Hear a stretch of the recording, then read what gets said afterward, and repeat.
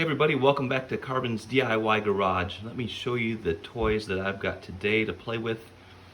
Yup, those are rear, upper, and lower control arms. M14, M10, M8 bolts, tap and die for metric, jack, impact, other ratchets and tools. And this is the rusty underside of TDSR. That doesn't sound right. My 1997 Jeep Wrangler. Continue to be on the quest to replace all the suspension components to make the ride smoother, nicer, and maybe a little less noisy. You can see there's a lot of rust here. And if you want to watch a video on how to replace these upper and lower control arms that takes about 2 minutes with no rust involved, there's a great video that Steve over at Force Built put together. I'll put a link in the description and here on the video. But mine's got a lot of rust, so there's already PB Blaster involved, and I don't know how long this is going to take me.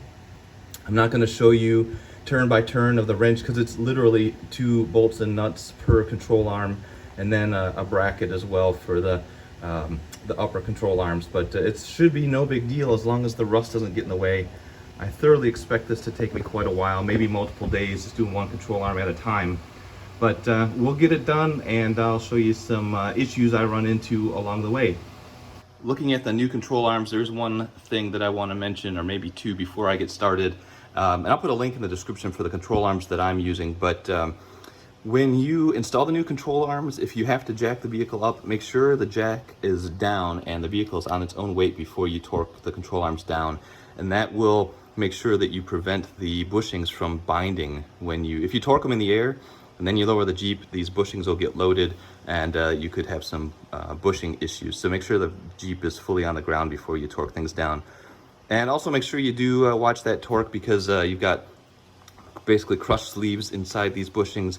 You want it to be tight and secure, but not overly so that you start crushing things.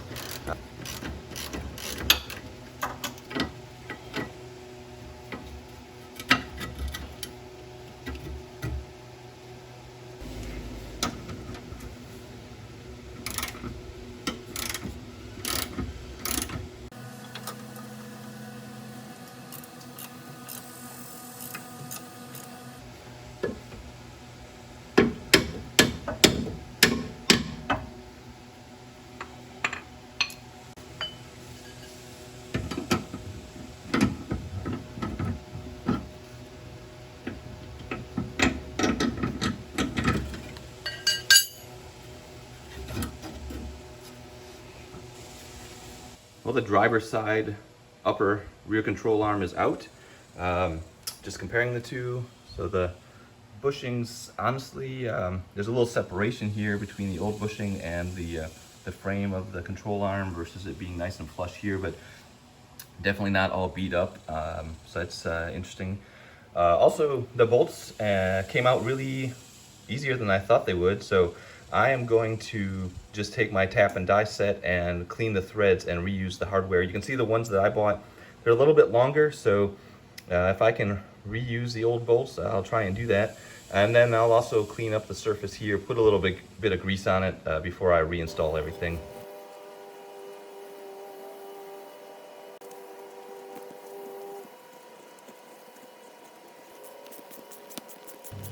The bolt that holds that little bracket onto the upper control arm is M8 by 1.25. That bolt was actually pressed into the bracket, so there's really no sense in trying to replace that. And but there's other holes in there. If you snap that off, you could easily use another hole in that bracket and use another hole here on the control arm. But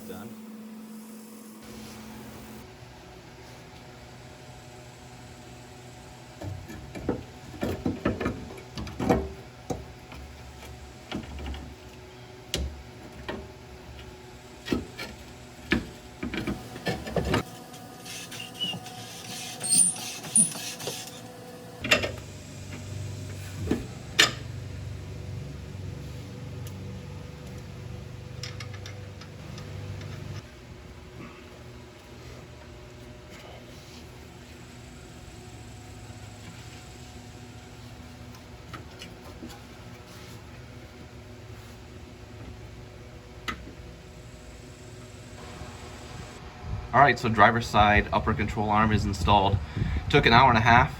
45 minutes of that was me just trying to get this bolt back in. And you may have noticed that I had some trouble with that back bolt also. I've got a 2 or so inch spacer lift with that spring, and it put the coil of the spring exactly where the head of the bolt needed to go. So I used a jack to lift up the rear bumper to move the spring just enough out of the way to be able to get that bolt in. But of course that shifted the axle, so I used ratchet straps to try to pull the axle forward. My ratchet straps must be crappy, or I'm just bad at using them, so that didn't really help as much as I needed. So I got my son out here, and he actually pushed, rolled forward on the tire and held it in place till I could get that bolt in. That's what needed to happen. So this one's done. Time to move on to the lower control arm.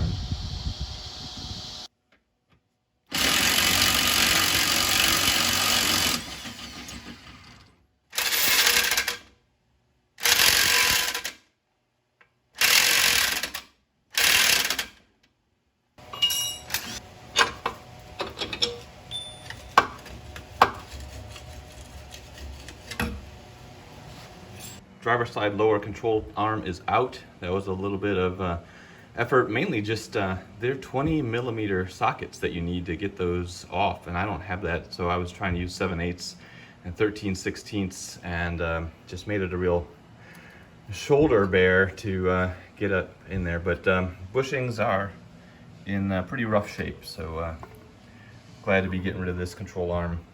I'm also replacing the bolts.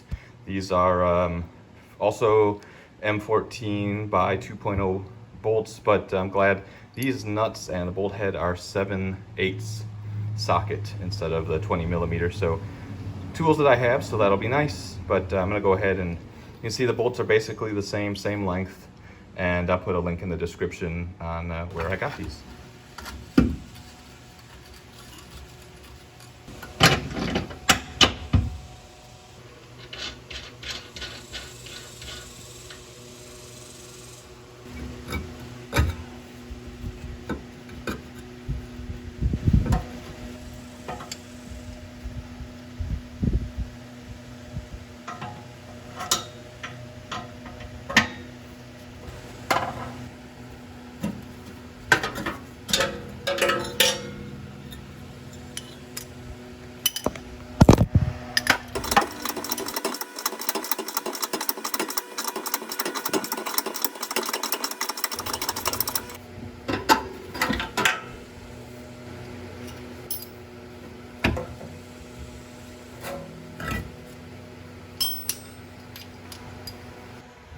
There's really no good way to get good video on this passenger side, so just real quickly what I did, 13 millimeter bolt nut on this bracket. That was pretty straightforward.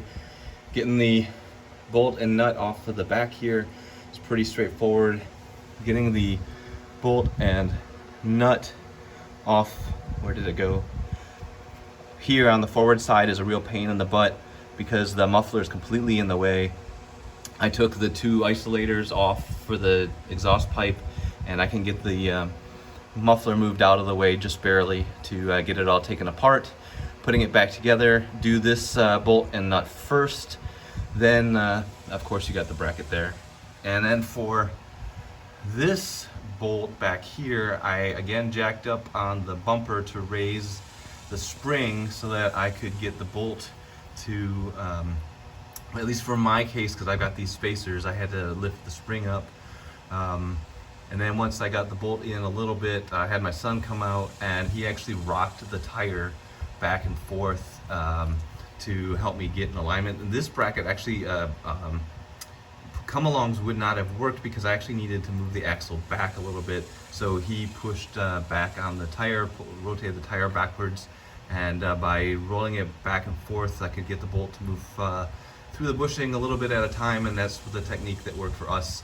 Again, it took about an hour and a half to do this side, so the uppers each took about an hour and a half.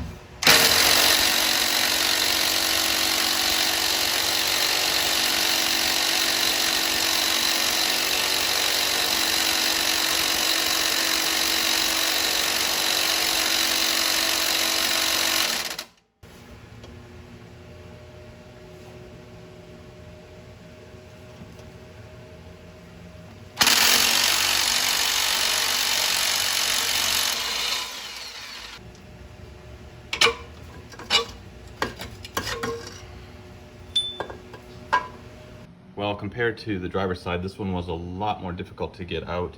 The rear bolt was seized up in the sleeve, and actually took a pretty long breaker bar to get it loose. But once I got it loose, then it's just a matter of getting the impact on there and getting it off. The bushings here look pretty worn compared to the brand new one, but yeah, control arm, it's definitely seen its end of life, especially over here. The side's pretty well chewed up. So I'm gonna go get the new one thrown in there and get it all torqued down, take it for a test drive.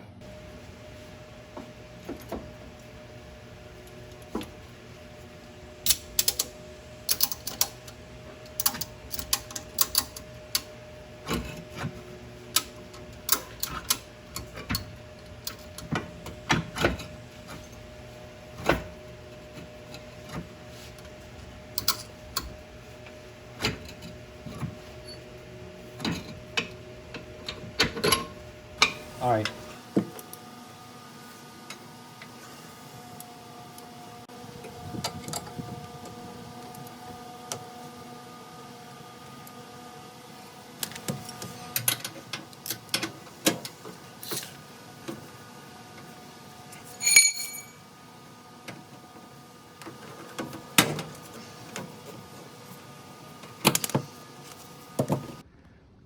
Well guys, that's gonna be a wrap on this video. Everything's torqued in, good test drive. I don't know if it's all that much more of a stable ride. TDSR still has that mystery noise. I have to ask my son, who's been driving the Jeep most of the time now, see if he thinks it's any better. But either way, these bushings were on their way out or completely gone, so glad we did this job.